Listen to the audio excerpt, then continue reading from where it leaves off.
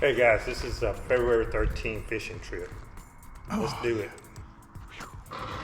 Well, it's the end of the day, and this is what you got to do to get out of this place.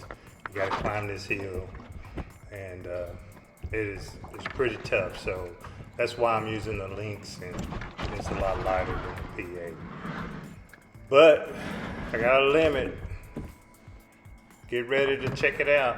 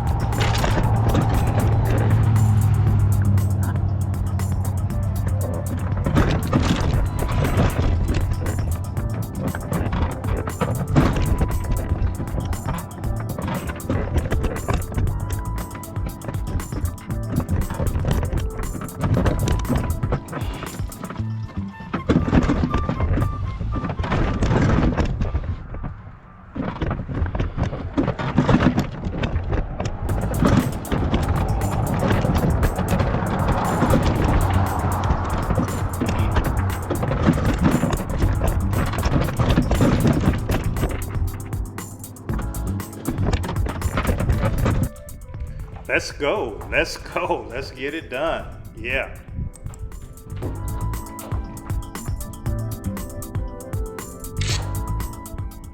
Okay, now I'm dropping down for the first time, and I'm thinking the fish are on the bottom. So I'm trying to get my jig down. I got a little wind, so I'm really trying to get this jig down to the bottom.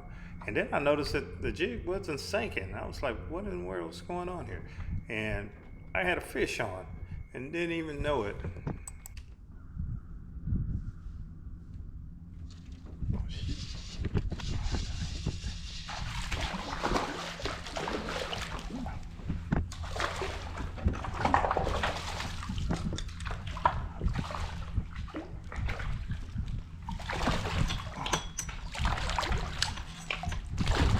Throw fish back, wow.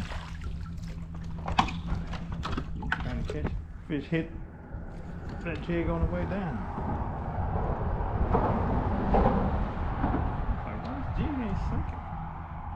Ain't got fish on it. That fish.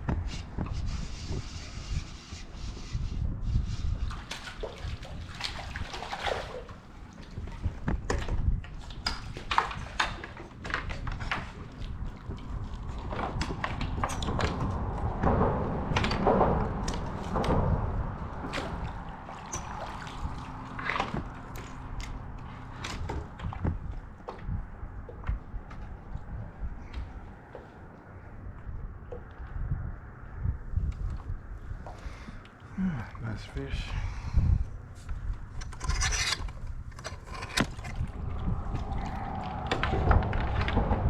So I think I got it figured out. So I'm at about 30 feet of water. And so what I'm doing is I'm dropping down 15 feet. And then at 15 feet, that's where I'm getting most of my hits at.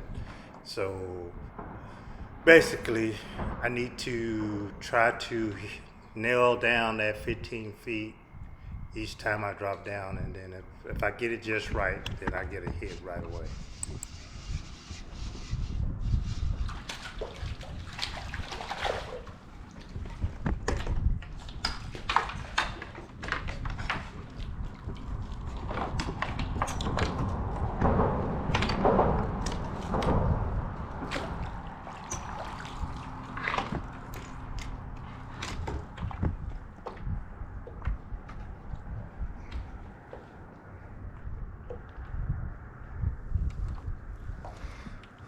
Nice fish.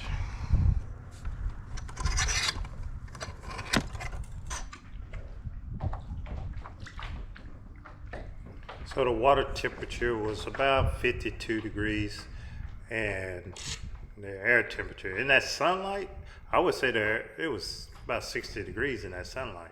But in the shade, it was, I don't know, it felt like 45, 45 to 50. I mean, it was really cool in the shade, especially whenever the wind picked up. I think I was about a foot off on this fish here. Maybe a foot, maybe 6 inches or so. So sometimes what I do if I get a hit like that, I would just drop my jig about 5 or 6 inches. But in this time I decided just to swing it a little bit.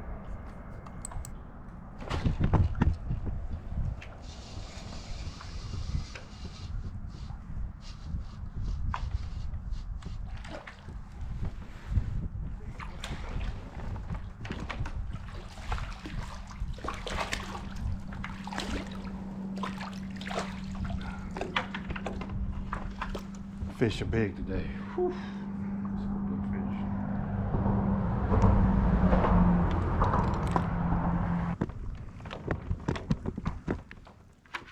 This time I really nailed down that depth of that jig. You know, I paid attention to, you know, how deep I was fishing. You know, you get to catching these fish and you're thinking, you know, they're just gonna hit no matter what you do, and then after you do something that a couple of things that don't work, then you realize you need to really pay attention to what you're actually supposed to be, what the presentation, the depth you're supposed to be actually giving them.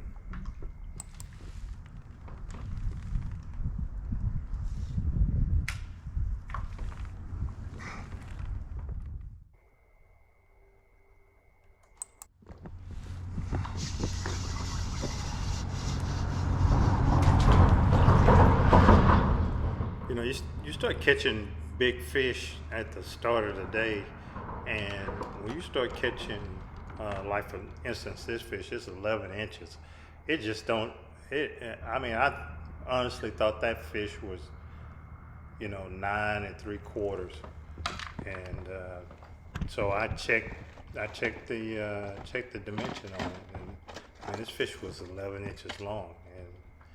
You know, you start catching big fish, you start, you know, the little ones, the small ones you think are undersized, and they're just actually in the limit. So it's a good thing you always check it.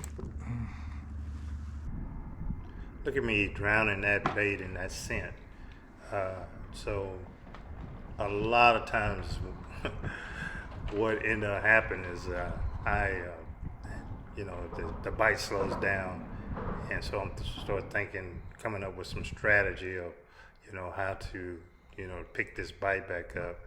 And the first thing I always try is putting on a heavy scent and see, can I trigger fish into hitting with some heavy, putting on a lot of scent on it.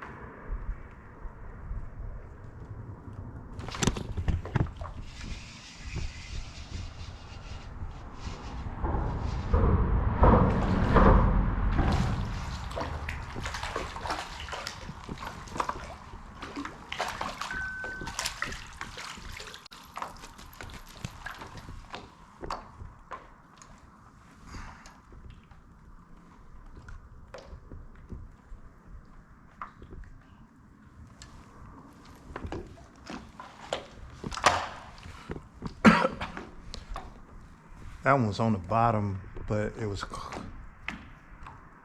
I've been catching them about 15 feet in this one spot, and this is like 18 feet. So they're right off the bottom in this spot.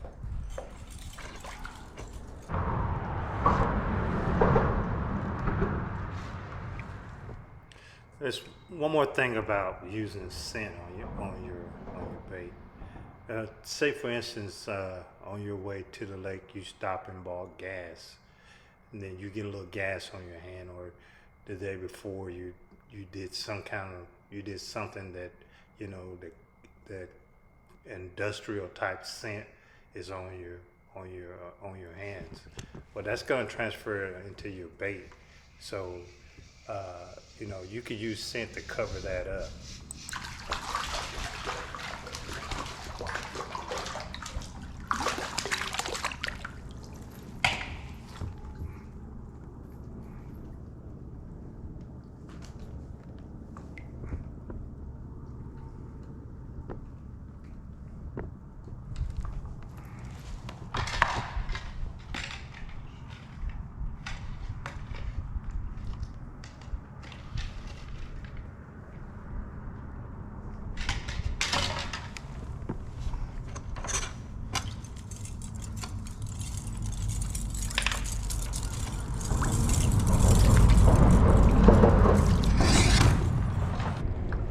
So watch me miss setting the hook on this fish, and then watch what I decide to do after I miss this fish. And so based on the way that felt, I could either go deeper, or I can change up my presentation and make that fish come back and strike at that jig again. And so in this case, I think what really got this fish to come back is the presentation where I went left and then I went back right. So basically this jig is 15 feet deep, so I'm doing like a circle.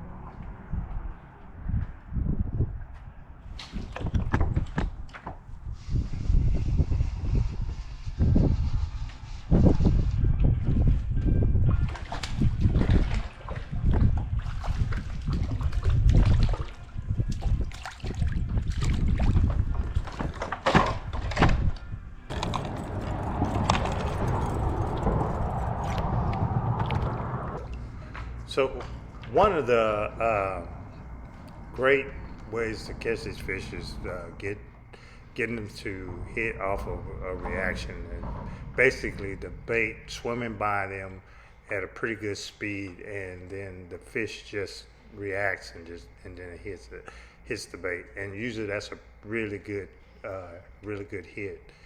But so in this presentation, I'm speeding up the bait, and then I'm slowing it down, and then I'm speeding it up and then slowing it down. I'm speeding it up to get that, try to encourage a reaction strike. If I don't get that, then I'm slowing it down so the fish get an opportunity to catch up with it and decide to hit it.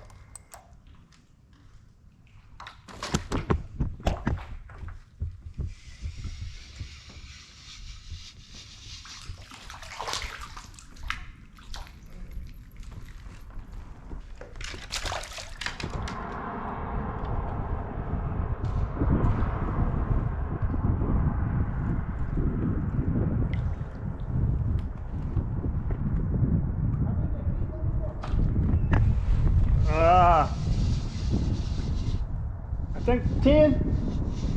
Yeah.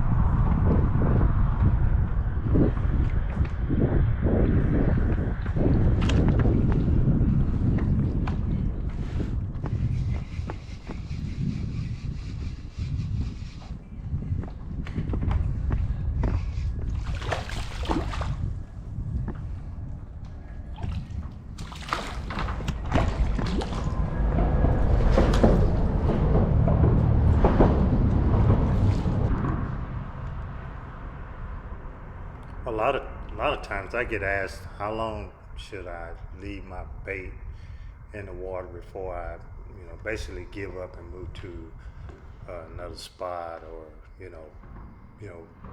pull the bait up and put it another 6-7 inches away from where you just put it in at.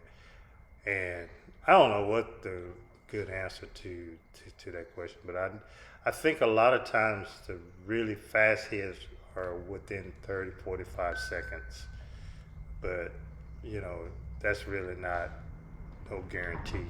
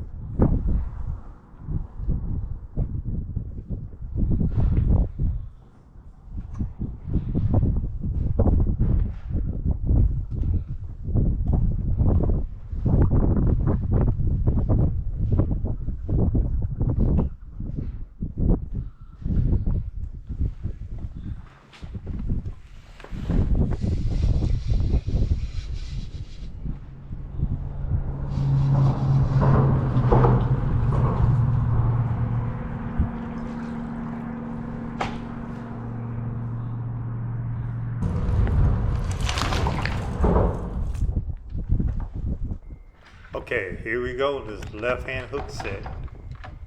You gotta be able to set the hook with your left hand and your right hand, especially kayak fishing.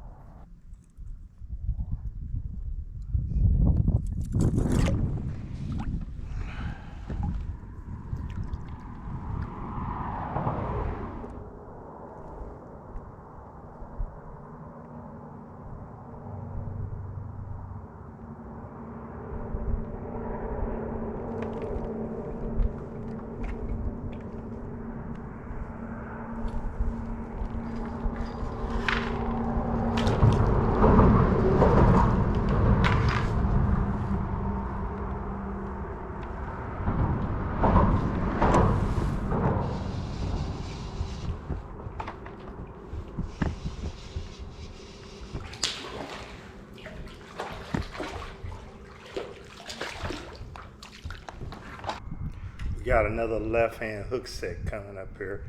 Let's see if I can land this fish.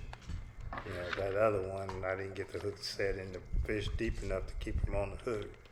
So, like I say, kayak fishing, you gotta be able to set the hook with your left hand and your right hand. Let's go.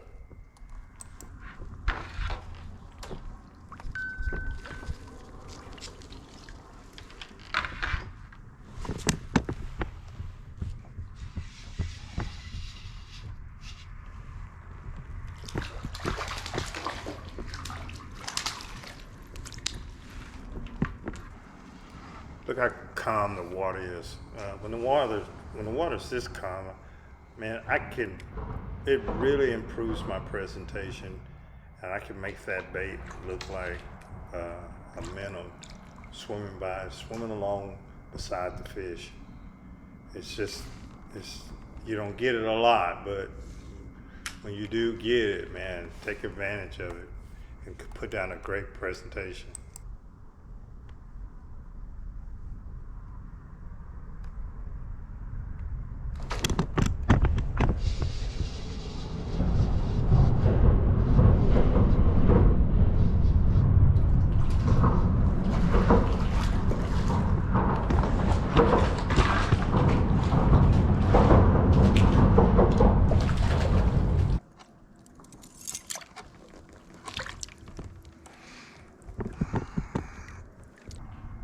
Remember something when you're fishing deep like this, like 15 feet deep, depth of 15 feet.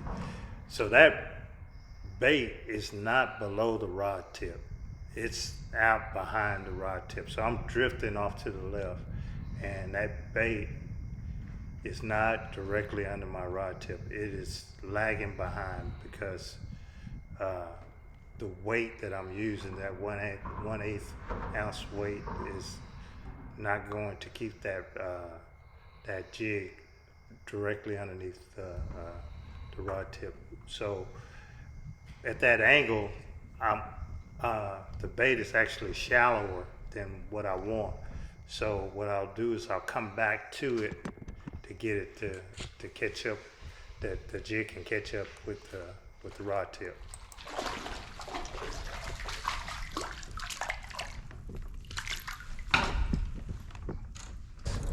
My stringer has 25 clips on it, and I only have 2 left.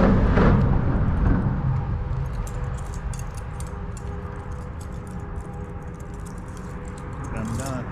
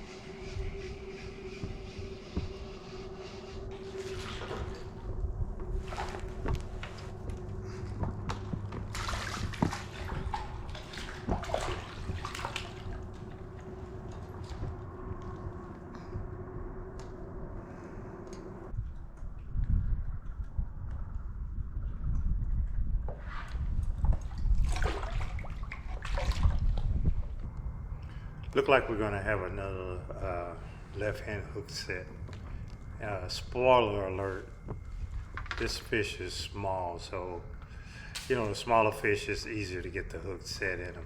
That fish I lost earlier, that fish was a pretty good sized fish, and you gotta really have your hook set on point when you setting the hook in big fish.